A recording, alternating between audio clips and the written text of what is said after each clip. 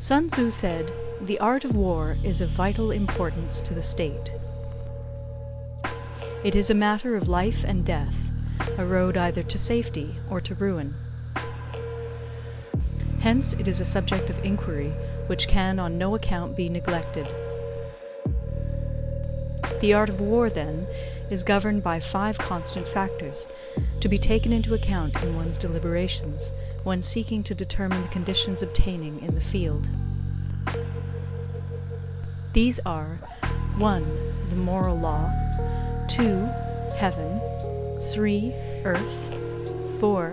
The commander, 5. Method and discipline. The moral law causes the people to be in complete accord with their ruler, so that they will follow him regardless of their lives, undismayed by any danger. Heaven signifies night and day, cold and heat, times and seasons. Earth comprises distances, great and small, danger and security, open ground and narrow passes, the chances of life and death. The commander stands for the virtues of wisdom, sincerity, benevolence, courage, and strictness. By method and discipline are to be understood the marshalling of the army in its proper subdivisions, the graduations of rank among the officers, the maintenance of roads by which supplies may reach the army, and the control of military expenditure. These 5 heads should be familiar to every general. He who knows them will be victorious. He who knows them not will fail. Therefore, in your deliberations, when seeking to determine the military conditions, let them be made the basis of a comparison in this wise. 1. Which of the 2 sovereigns is imbued with the moral law? 2. Which of the 2 generals has most ability? 3. With whom lie the advantages derived from heaven and earth? 4. On which side is discipline most rigorously enforced? 5. Which army is stronger? 6. On which side are officers and men more highly trained? 7. In which army is there the greater constancy both in reward and punishment? By means of these 7 considerations, I can forecast victory or defeat. The general that hearkens to my counsel and acts upon it will conquer. Let such a one be retained in command. The general that hearkens not to my counsel nor acts upon it will suffer defeat. Let such a one be dismissed. While heeding the profit of my counsel, avail yourself also of any helpful circumstances over and beyond the ordinary rules. According as circumstances are favorable, one should modify one's plans. All warfare is based on deception. Hence, when able to attack, we must seem unable. When using our forces, we must seem inactive. When we are near, we must make the enemy believe we are far away. When far away, we must make him believe we are near. Hold out baits to entice the enemy, feign disorder, and crush him. If he is secure at all points, be prepared for him. If he is in superior strength, evade him. If your opponent is of choleric temper, seek to irritate him. Pretend to be weak, that he may grow arrogant. If he is taking his ease, give him no rest. If his forces are united, separate them. Attack him where he is unprepared. Appear where you are not expected. These military devices, leading to victory, must not be divulged beforehand. Now the general who wins a battle makes many calculations in his temple ere the battle is fought.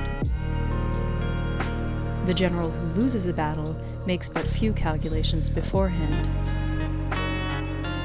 Thus do many calculations lead to victory, and few calculations to defeat. How much more no calculation at all? It is by attention to this point that I can foresee who is likely to win or lose. Waging war.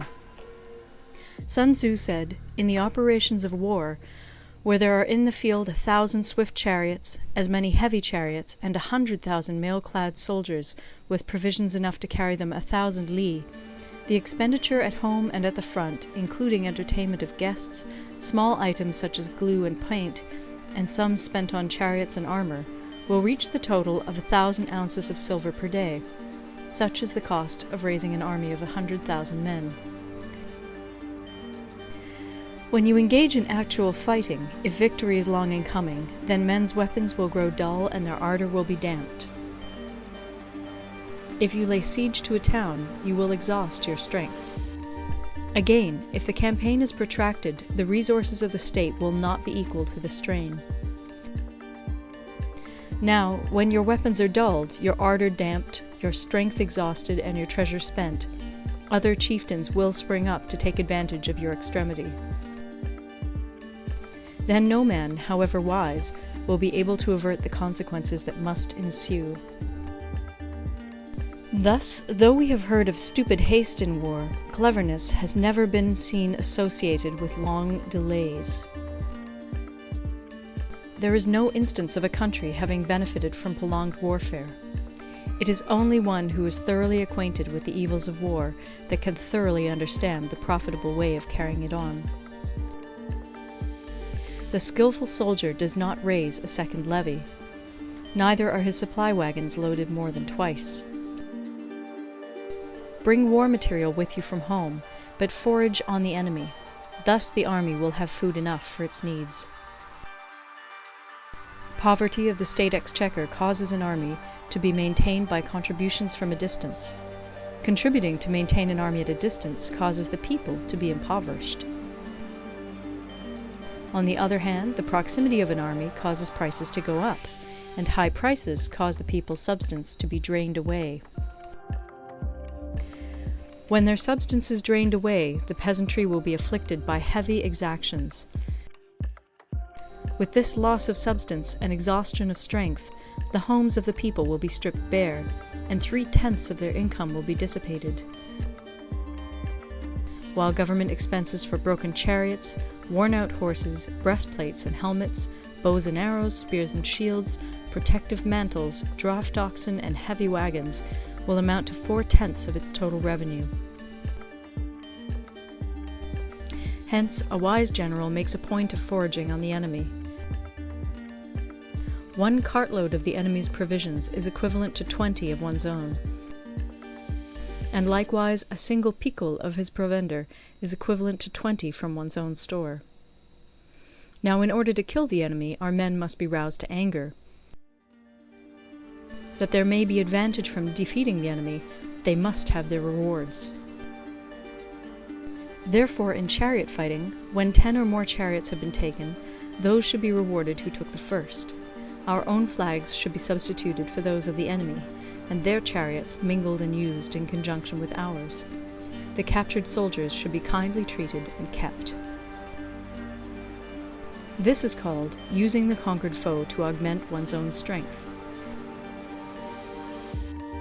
In war, then, let your great object be victory, not lengthy campaigns. Thus it may be known that the leader of armies is the arbiter of the people's fate, the man on whom it depends whether the nation shall be in peace or in peril.